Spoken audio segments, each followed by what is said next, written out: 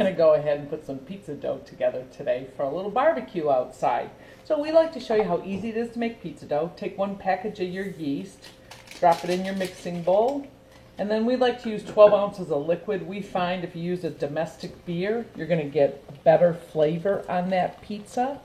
We're not sure why. It just must be the yeast and the hops and things like that in the beer. So whenever you're making pizza dough or any kind of yeast dough, you want to proof the yeast. We're going to use a little honey in this also, just as a little sweetener, but also the honey will go ahead and help that yeast start to ferment, causing that carbon dioxide and all that fermentation process that takes place to make the dough proof up. So the first thing you want to do whenever you're making a dough, mix, if you got a little sweetener, mix your sweetener in with the liquid and the yeast. And then you want to let this set for 5 minutes, and we call that proofing the yeast. It's proof to our eye that the yeast is alive. So we're going to set a timer for 5 minutes. We're going to come back to this. You're going to see it's going to be creamy and a little bubbly on top. That tells you the yeast is alive. So we'll see you in a few minutes. Well, our 5-minute timer has gone off. We're back to our bowl of yeast, and if you look in here, you can see those nice bubbles on top, and you can see there's a little, I can see there's a little creaminess going on underneath. So that's telling me that this yeast is alive and that we're ready to make our bread dough or our pizza dough. One thing I just wanted to say on that liquid that we put into the pot here to proof the yeast in, that is room temperature. So you can, the hottest temperature you can have is 110 degrees for your liquid when you're proofing yeast. So our chefs at school, culinary school, taught us that we should always have our liquid somewhere between 50 and 70 degrees of temperature. So that gives you a better flavor tasting to the dough you're going to make. So the next ingredients we want to add in are our flour. So I've got 3½ cups here of all-purpose flour. I'm laying that on top of the proofed yeast with the honey and the beer. We like to add a little salt to our dough, so I got a teaspoon of salt we're adding there. And then we like to add a little bit of olive oil to it. The olive oil will go ahead and, so this is some extra virgin olive oil, the old company that we love so much. We're going to add just 2 tablespoons of olive oil to this dough. That's going to shorten our gluten strand, so when we make this dough, when we go to bite that pizza, we'll be able to crack through it easily and not have to try and rip it out of our mouth. So this is as easy as dough making gets. We'll put our, excuse my arm there, put our dough hook onto the machine. We'll release this. And now what we're going to do is stir this, starts coming together, and then we're going to turn, we usually turn the mixer on a medium speed, like 2 or 4, depending on what brand of mixer you're using. And this is called kneading. So what's happening is we are developing the gluten strands as we knead this dough together. I'm going to stop it right now just so you can see the dough. It's falling apart. It's sticky and falling apart. The gluten strands are just starting to develop. We want them so developed that this dough feels like a piece of elastic. So we're going to turn this back on. We're going to set our timer for 8 minutes, let it knead, and we'll return then. All right, our timer's gone off. Our dough is ready to come out of the mixing bowl. Now it's ready to proof up before we can go ahead and make our pizzas. So now you can see how beautiful and elasticy this dough is. A lot of times you want to stick your hand in there and touch it. Get your hand wet. The water on your hand acts as a little barrier so this dough doesn't stick. See, it's not sticking to my fingers here. So get our dough hook off of there. And then we'll just show you what a beautiful ball of kneaded dough we have. Get my other hand wet so you can see the elasticity on this.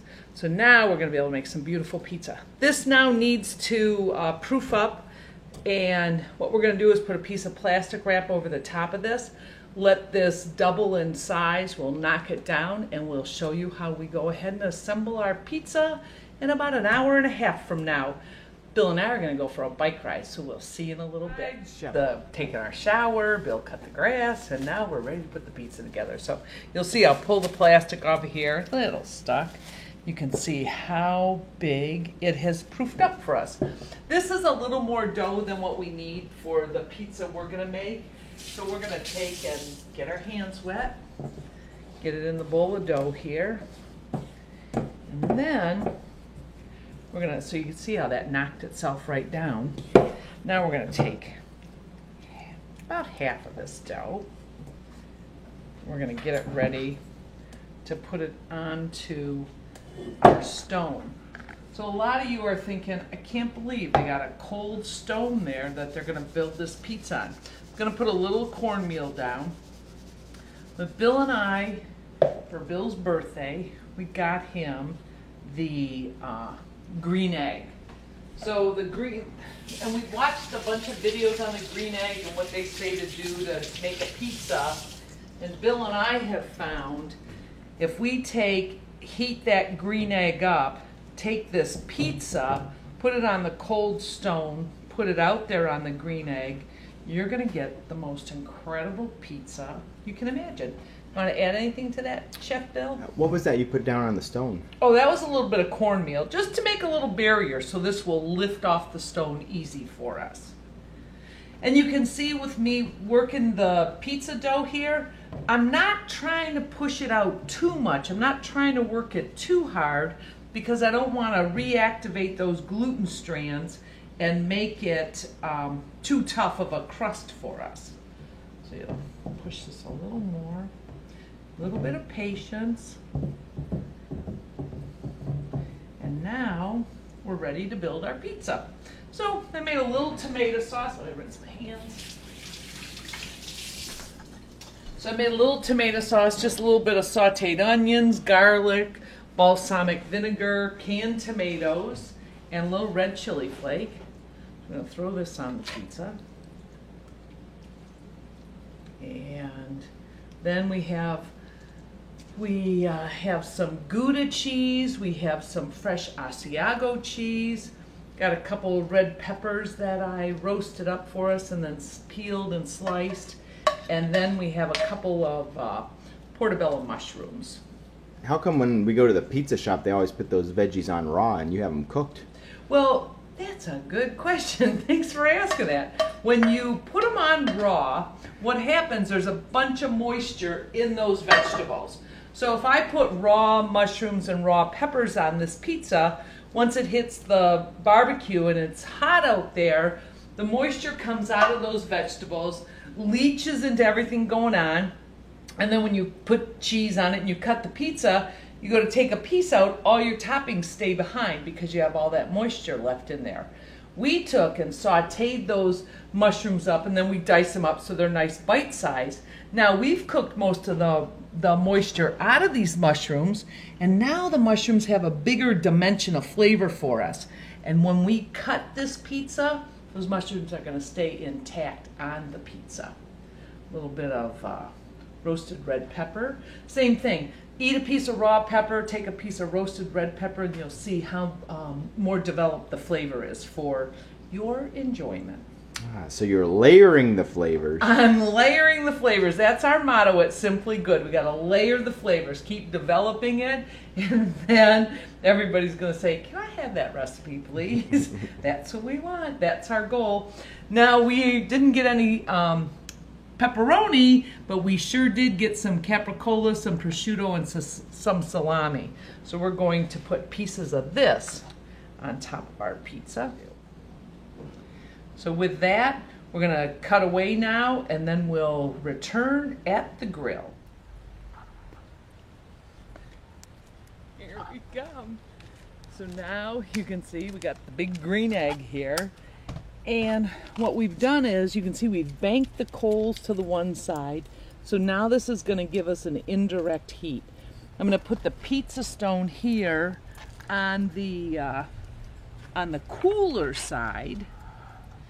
And then what happens, we get this indirect heat that comes over the top of it, causing it to work like an oven for us.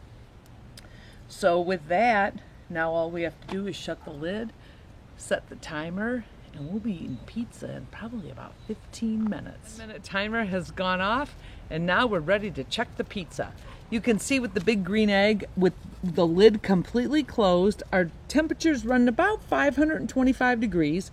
The top vent here, whoa, there's a lot of heat coming out of that. We've got our top vent completely open, and we have our bottom vent completely opened.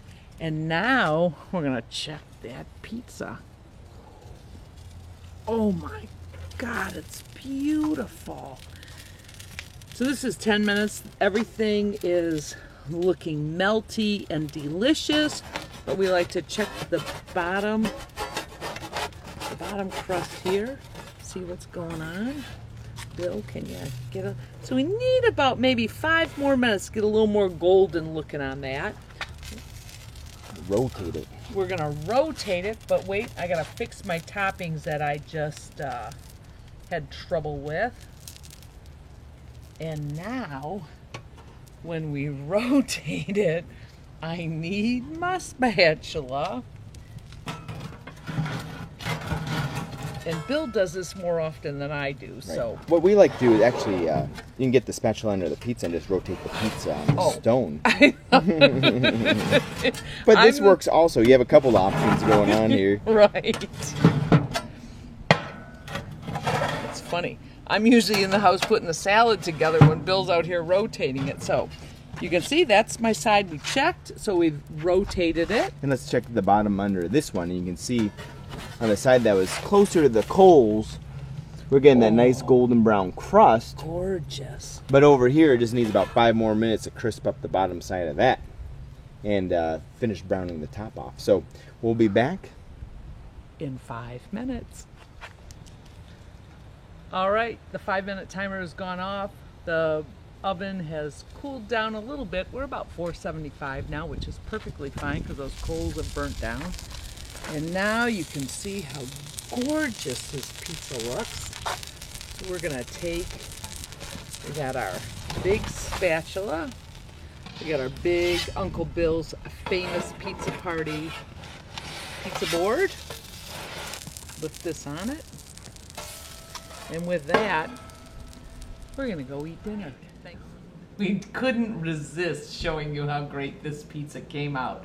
So you can see we got it on our board, I cut it up, and now if you see the bottom of it, you can see how beautiful golden brown it is. And now the piece de resistance.